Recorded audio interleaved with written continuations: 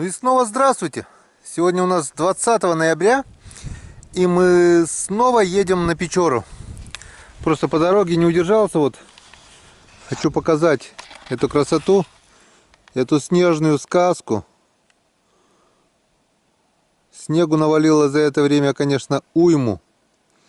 Дорогу не чистят, все засыпало снегом. А там вдалеке уже виднеется Печора. И такое чувство, что она встала, что она остановилась. Но сейчас подъедем поближе. Ну, конечно, посмотрим. Вот. Сегодня уже время 1:30, скоро будет темнеть. Почему так поздно? А потому что я сегодня ходил в детский сад, куда ходит мой младший сын Генка. Воспитатели попросили меня рассказать деткам о своем увлечении. Ну, я ходил, рассказал, показал. Детям понравилось. Вам, наверное, я тоже покажу, как это было. Скоро это все смонтирую. И вы посмотрите, чем я занимался сегодня в садике. Ну а пока едем на Печору посмотреть свои 10 палок. Уже 4 дня они не проверены. Посмотрим, что там и как там. Ну а завтра уже плотненько займемся установкой, перестановкой. Живцов, может быть, сегодня половим. Пока едем. Поехали. Увы и ах. Приехали на речку. Наблюдаем вот такую картину. Печора как шла, так и идет. Идет полным ходом. Даже не от берега до берега, а просто так, средними пластами. Вот такое состояние Печоры у нас на 20 ноября. Ну что, все повторяется, как прошлый год. В прошлый год тоже первые палки закинул 30 ноября. Вроде бы 1 декабря я сделал проверочку первую. Дай бог еще в этом году так. Если такая теплынь будет стоять, то у нас до декабря, походу, никакой рыбалки не получится. Ну что, а пока одеваем свою дряхленькую камеру. Экшн китайскую. Потертую. И поехали проверять. Вперед. Итак, друзья, я был немножечко неправ. Речка стала на метров 20 поуже. В тот раз она здесь текла еще, сейчас здесь немного зашуговала. Ну, немножечко, метров на 20. Завтра можно будет взять пешню и пойти пробовать. Если лед нормальный, то мы, наверное, от берега вот эти палки переставим ближе на середину. Там поглубже будет. А тут смотрим, что у нас тут. Смотрите, сколько снега выпало. За 4 дня 20 сантиметров снега нахерачило. Под снегом даже лунки не замерзли. Кстати, температура за бортом сейчас -6. Вчера было -8. А до этого, пока я был на рыбалке на лесном озере, температура была плюсовая и мело. Вот и намело снегу. Так, ершей я на дамбе наловил, там тоже одна палка есть, надо было их забрать. Ну ладно, заберем завтра. Пока насадим малька на мальков. Посмотрим, что попало, не попало. И сегодня еще насадим на мальков, а завтра уже переставим, если там не сильно зашуговано. И уже там на ершей. Так, приготовим ведерочко для наших малечков. Всегда я пользуюсь вот таким вот корытом, очень удобно. Во-первых, не в руках носить, во-вторых, когда снегу нормально, оно катится и катится. Ты хоть здесь 20 килограмм налива неси. Очень удобно. Приготовил крючок вот свой верный крючок, подточил его сегодня остренькая, потому что вдруг налим может попасться крупный. Ну что, смотрим. 4 дня прошло. Все-таки есть надежда. Хоть и возле берега, но вполне возможно, что налимчик мог хапнуть. Так. Он есть один небольшой есть. Один небольшой налимчик сразу на первом крючочке. Заглотил. На маленького крючка, главное, не попал. Опять заглотил ерша. И опять даже лутка. Он даже лутка. Смысла его отпускать нету. Он давно уже печенку пробил себе, походу. Так что его берем на жареху.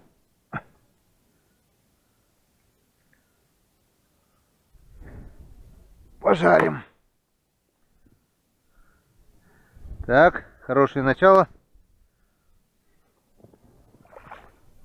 Пока выключаемся. Включимся на следующей палке. Итак, еще одна палочка. Тоже с тюрьмой. Смотрим налима. Есть, нет.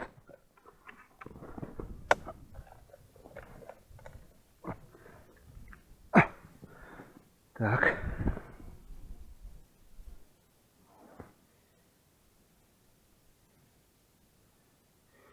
Тоже маленький налимчик. И тоже на большой крючок. Да что же так глубоко заглатываете-то? Ну ладно. Будет у нас сегодня жареха из мелких налимчиков. Ерша заглотил, аж брюхо толстое. Так. Полезай в кузовок, червячок. Даже поменьше первого. Ну ладно, что теперь? На сковородку насоберем. Ну что, смотрим, что здесь у нас.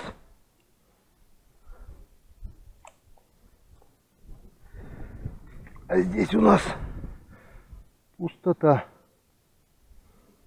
Еще и об шугу зацепилась. И оба крючка пустые. Возможно, был налим и сошел. Оба крючка пустых. Ладно.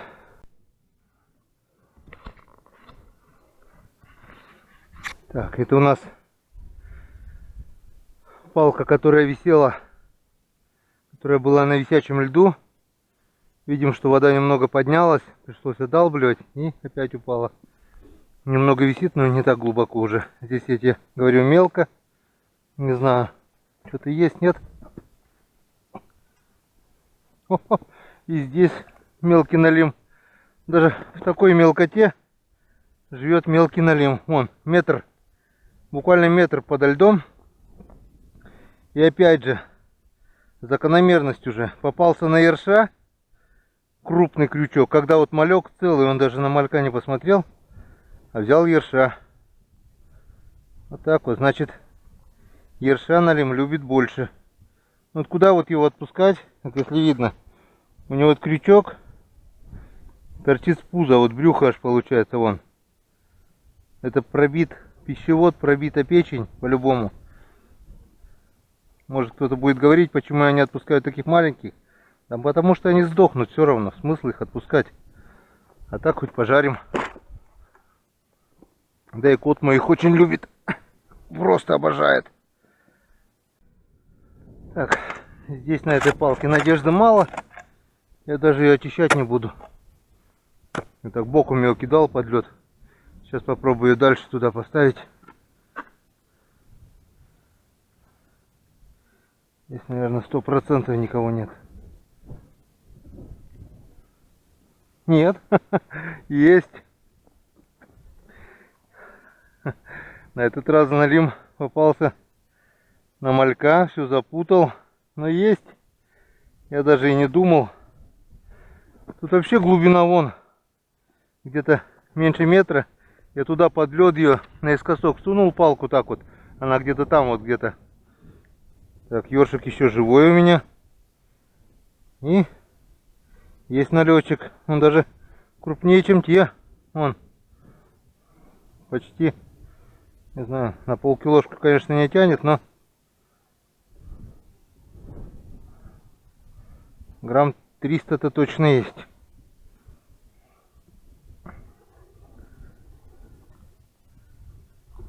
А так вот. О, жареха у нас 100% есть уже. Тоже попала на крупный крючок. А, тут я оба крючка на малька насаживал. Точно, точно. Так, стоп. Нет. Тут у меня было ассорти. Вон. Была одна малявка. Был один ёрш и один окунь. Так что вот этот налимчик попал на окушка. 100%. 100% он попал на крупного окуня. Ну как крупный? Он покрупнее, чем этот ёрш был. Так что, кто говорит, что окунь, ой, что налим на окуня не попадает, вот 100% доказательство. Так, друзья, начало темнеть. Я сходил в машину за фонариком. Думал, успею до темноты. А просто палки вдоль шуги наставил. По торосам идти очень плохо. Корыто переваливается. Еле-еле, очень быстро начало темнеть. Короче, попробуем с фонариком. Так, тут у нас тоже тюрьма. Запас мальков имеется. Нет только возможности куда что ставить. Так, тут на первой проверке был налим. Сейчас не знаю, есть что нет. Угу. Есть налимчик. Попался, окочурился уже.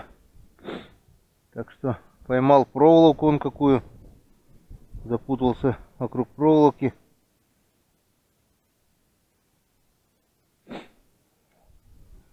Это лунки уже получается два маленьких налимчика. А да ёпрст это. Думал переломать, не получилось. Вонючка. Хлама здесь хватает. Здесь, говорю, была раньше перевалбаза. На берег.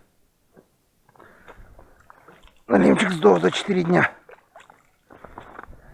Ну ничего. Сдох он только буквально вчера-сегодня. Даже сегодня, наверное, он жабры красные. Так что или коту, или собаке вполне пригодится. Ну что, приступаем к очередной проверке. Надежды на этот продольник нет, так как здесь очень мелко. Но чем черт не шутит. Сколько тут? Метр с лишним. Это метра полтора, наверное. И чувствую зацеп куда-то об шугу. О, даже кто-то дергает. Опа-на. Вот это номер подвязок. Второй. Вот это. Вот тебе и надежды нет. Два подвязка. Насадил на мальков. И вон. А вы-то что здесь делаете, а? Красавцы. Вот. Две серебристые рыбки. Вот тебе и надежды нет. Вот так вот.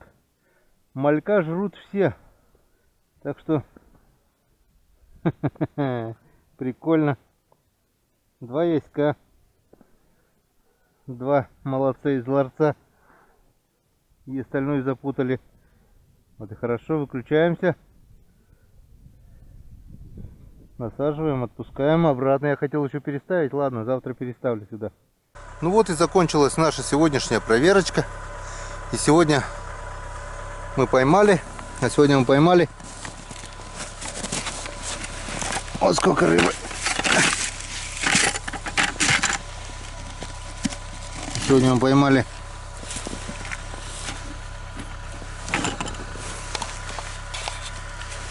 вот таких вот 5 налимчиков. 3, 4,